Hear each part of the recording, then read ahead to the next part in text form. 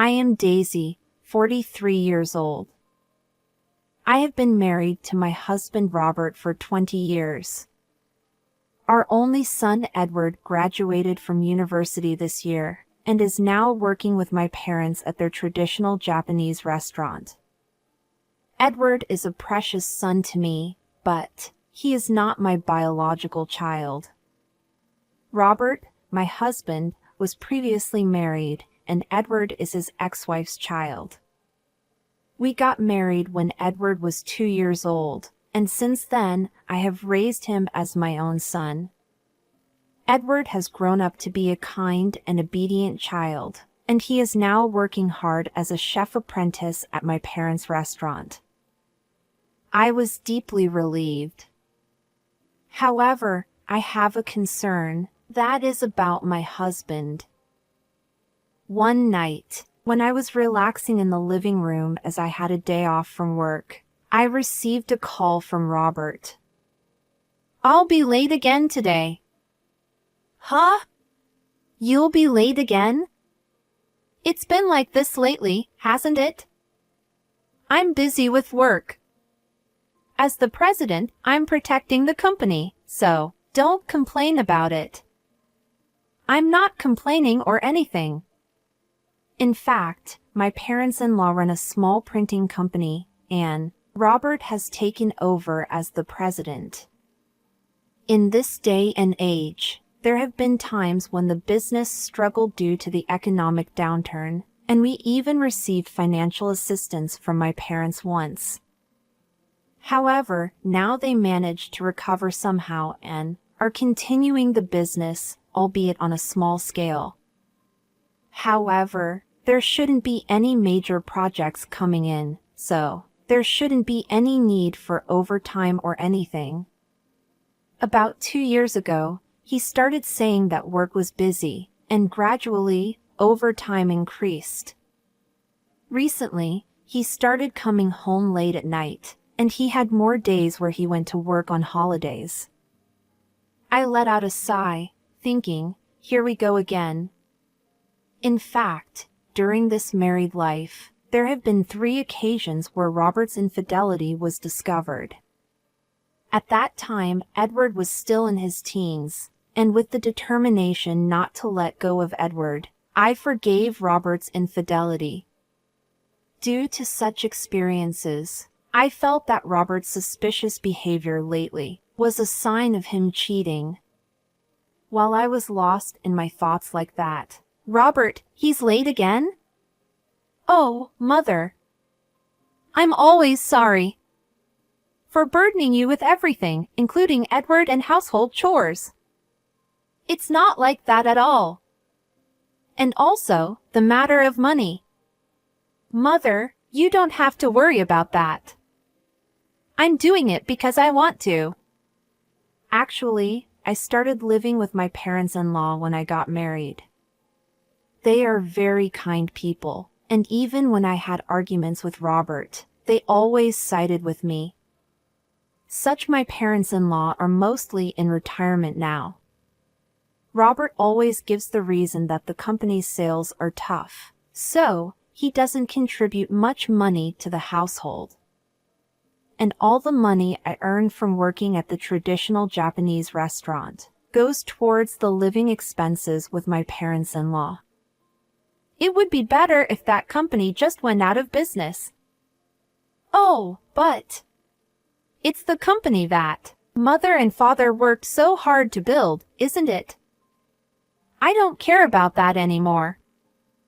I feel sorry for always causing you trouble. My parents-in-law always care about me like this. What I'm worried about now is my parents-in-law. If we were to get divorced, would Robert be able to take care of them properly? Would he contribute to the household expenses? Those are the concerns that kept me from getting a divorce. Carrying such worries, I was spending my days. One day, unusually, Robert came home early. "You're early today." "Yeah. I have something to talk about." "A talk?" Divorce me. I want to start a new life. Huh. Wait a minute. What do you mean by suddenly talking about divorce? I was surprised because I never expected to be confronted with a divorce. Well, it's pointless to stay together like this, right? What do you mean? Edward is independent now, so there's no point in having you around. What? What do you mean by that? How dare you treat me like that? Being a mother figure to Edward. That's terrible. Once Edward becomes independent, I'm just useless, is that it? I didn't say that, but we don't have any love left, do we? Well. See? In that case, it's okay to get a divorce, right?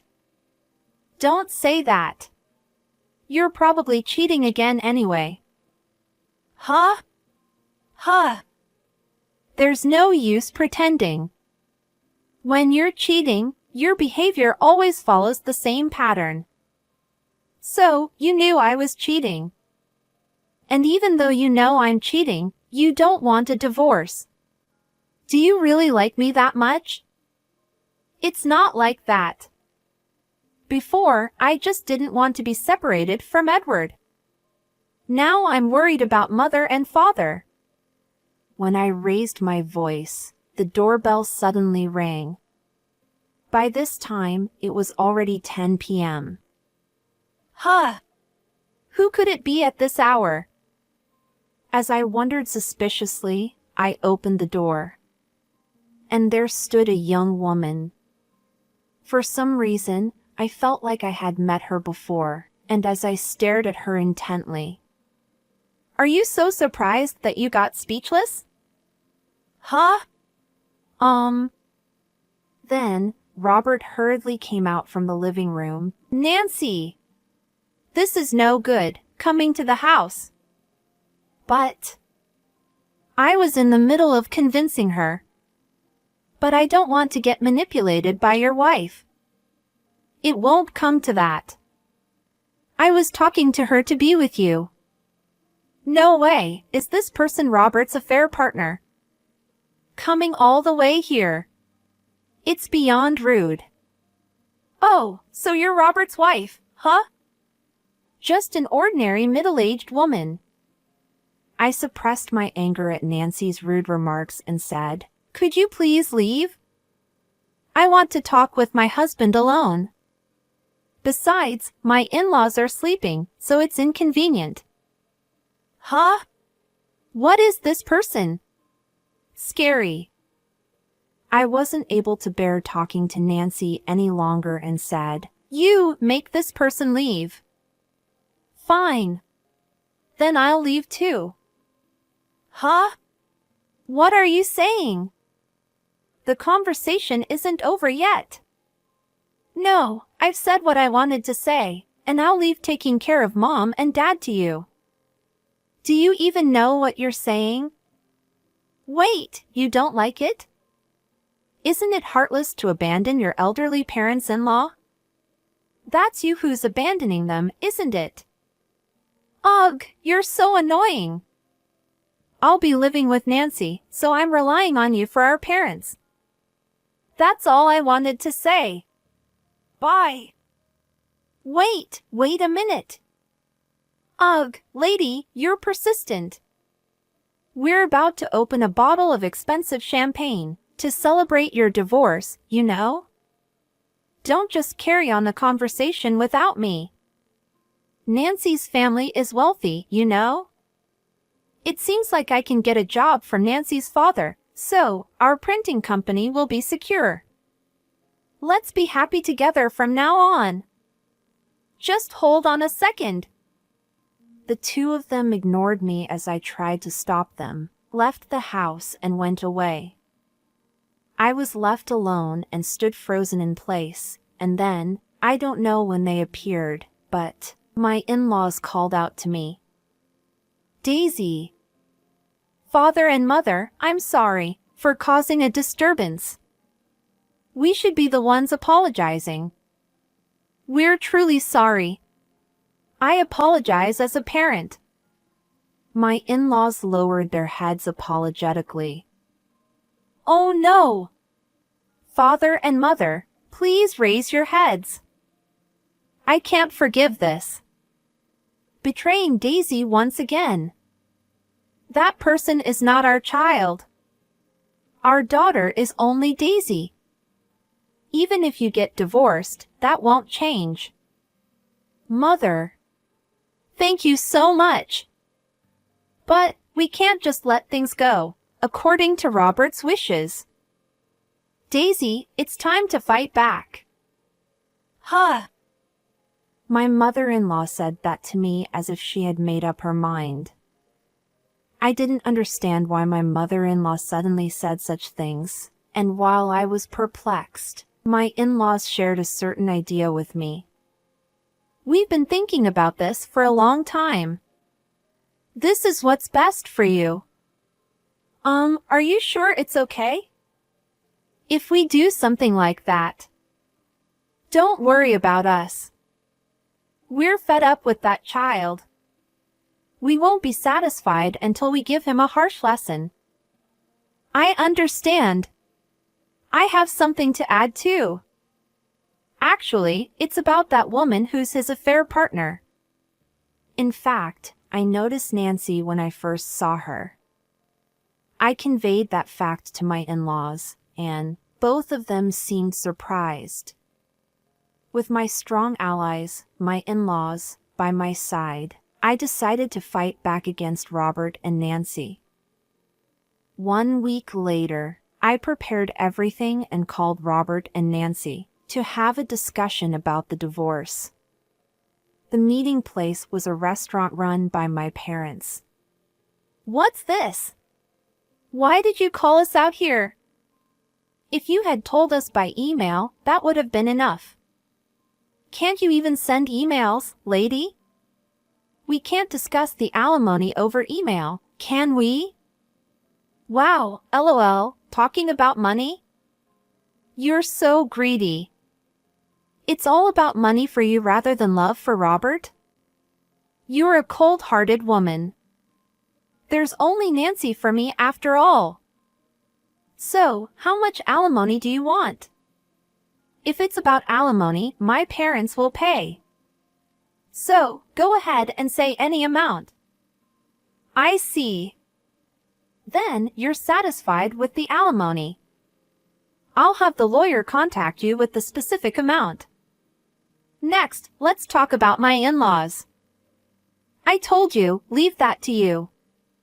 Even mom and dad must be thinking it's better for you, a woman, to take care of them, rather than their son, me. Are you sure it's okay for me to take care of your parents? Of course, it's okay. We're newlyweds, so living with our parents is out of the question. LOL, we'll enjoy our newlywed life, just the two of us. They seemed so absorbed in their own world and that didn't notice both my in-laws and I being exasperated. That's what they say, but what about you, mother and father? Well, if Robert says so, then there's no other choice.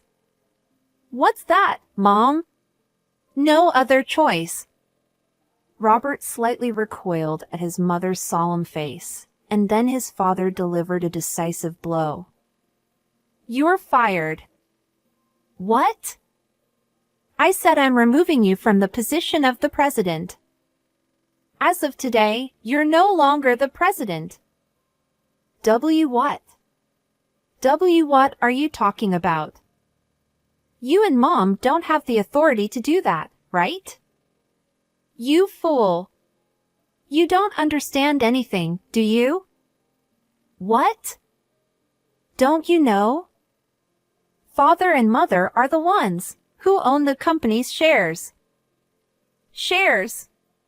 What the hell are you talking about? And your father holds the position of chairman. In other words, you're just a figurehead president without any real power.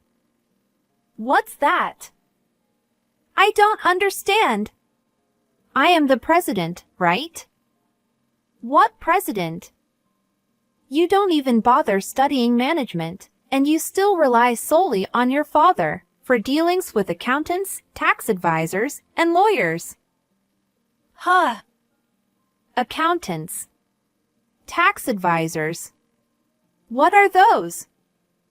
Do you think the company can just run on its own? We were the ones handling the financials and tax matters.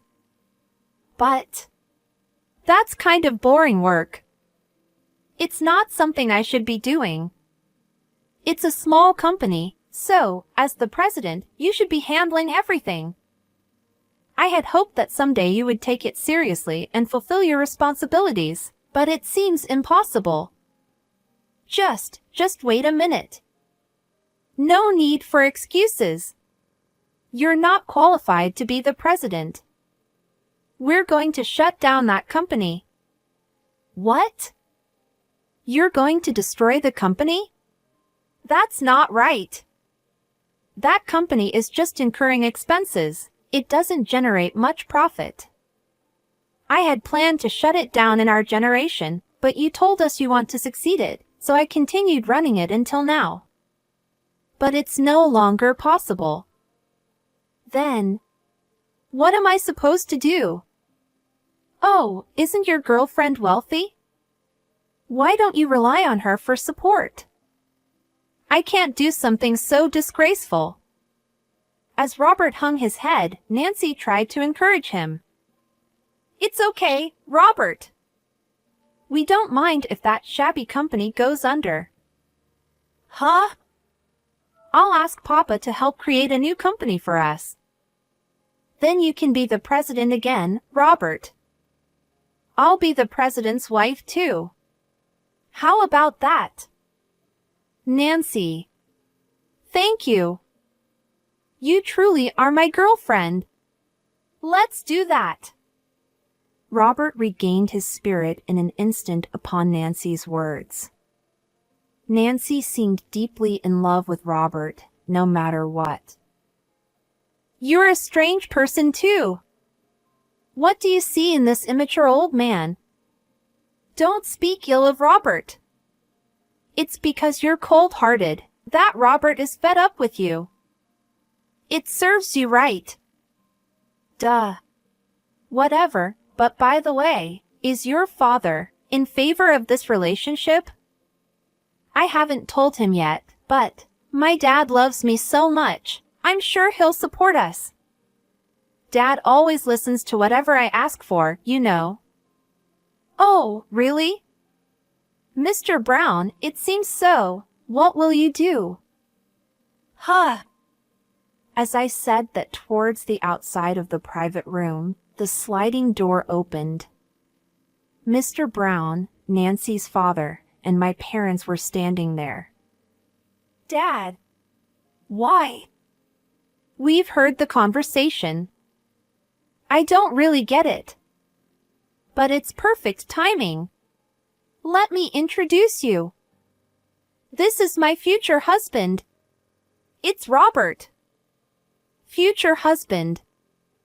Mr. Brown glared at Robert, trembling with anger. I'm Robert, who is in a relationship with your daughter.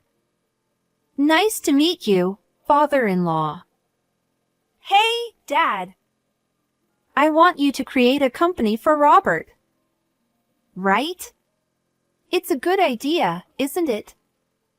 Without noticing that Brown's face was turning red, with anger and trembling, Nancy and Robert continued speaking freely. In response, my mother, sensing Brown's imminent explosion of anger, said, Mr. Brown, please calm down. I'm sorry. Madam, my foolish daughter has ruined the precious household of the young lady. I apologize. As Mr. Brown apologized with a fervent bow, Nancy looked bewildered and asked, Huh? Dad, what's wrong? Why are you apologizing? You fool! Daisy's parents are the chairman of my important support group, you know? Huh? Is that so? I had no idea, lol, what a coincidence. Really? Is that true? In fact, Nancy's father is a city council member. And my parents have been the chairman of Mr. Brown's support group for a long time, making Mr. Brown indebted to them. I remembered years ago when Nancy, who was still in her teens, came to this restaurant with Mr. Brown. Nancy seemed to have no recollection of me, but I recognized her as Mr. Brown's daughter when she visited my house. And as part of my plan, I had invited Mr. Brown to today's meeting to make him listen to the conversation. Oh, really? I didn't know. But Dad being a member of the parliament is more important than being the chairman, so there's no need to get all worked up, right? You shut up. If it weren't for these people, I wouldn't have become a council member, you know? And the reason you've grown up without any financial worries is also thanks to these people. Huh? Are you saying it's thanks to these old folks? Are you intending to tarnish my image as a city council member? Nancy was scolded harshly by Mr. Brown with great force and completely disheartened. Don't be so angry. Dad, I don't want to know anything about you anymore. Mr. Brown disregarded Nancy and turned to face me, lowering his head. I knew that Nancy had someone she was involved with, but I never imagined it was an affair. I'm truly sorry. I will fully compensate for the damages. Please raise your head. The ones at fault here are these two. Dad? You'll cover all the expenses, right? You will, won't you? Cut it out! You've destroyed someone else's family and yet you show no remorse. Pay the damages yourself. Even if you ask me what to do. I don't have the money to pay for damages. That's right. I don't have any savings either. After all, Dad always gives me an allowance. I also won't be the president anymore. But wait! In a divorce, you can get a share of the assets, right? Take half of the assets and use that to pay for damages, right? Nancy, as if she came up with a great idea, gleamed her eyes and proposed to Robert. Then Robert, as if the tables had turned, exclaimed, "Oh, Nancy, great idea. Hey, Daisy, hand over half of the assets." Are you an idiot? I don't have any assets. Huh? That can't be true. Your family runs a restaurant and they're wealthy, so you must have assets. That's my parents' money. We, as a couple, hardly have any savings. All the money I earned was used for your parents' living expenses. Wait, you don't have any savings. Oh no. What are you going to do, Robert? We can't sustain our lives like this. Is it my fault? It's your responsibility to convince your father properly. What are we going to do now? Don't blame me. Besides, you're older, Robert, so take responsibility. No. It's because you intruded into our home that things have escalated like this. It's your fault. Robert and Nancy, driven into a dire situation, began blaming each other. The discussion ends here. We'll have our lawyers contact each other. With that, we left the room as leaving the two quarreling behind. Afterward, my divorce with Robert was smoothly finalized, and I was able to receive a substantial amount of compensation from both of them. Nancy was disowned by her father, and without money, she sold the jewelry and cars she had purchased before to contribute to the compensation for me. The two of them, now penniless, quickly fell out of love and broke up. Due to being spoiled growing up, Nancy couldn't work seriously, repeatedly resorting to credit card loans, and ended up drowning in debt. Robert was removed from his position as president and had no savings. He borrowed money from somewhere to pay the compensation. I heard that he now works multiple part-time jobs every day to repay his debts. Robert has made several attempts to reconcile with me and ask for money, but I ignored everything. He even sought assistance from my son, Edward, but he was sternly rejected. Edward had witnessed me crying every time Robert cheated, so he supported me during the divorce. Robert was abandoned by his son as well, and now lives alone in a shabby apartment. On the other hand, I continue to live with my in-laws. After that, my in-laws immediately closed down their company and sold all the real estate as well. The money amounted to a considerable sum, and they went through the necessary procedures for me to inherit it all. Within these 20 years, we have been able to build a true parent-child relationship. I intend to cherish this bond and continue living with my in-laws.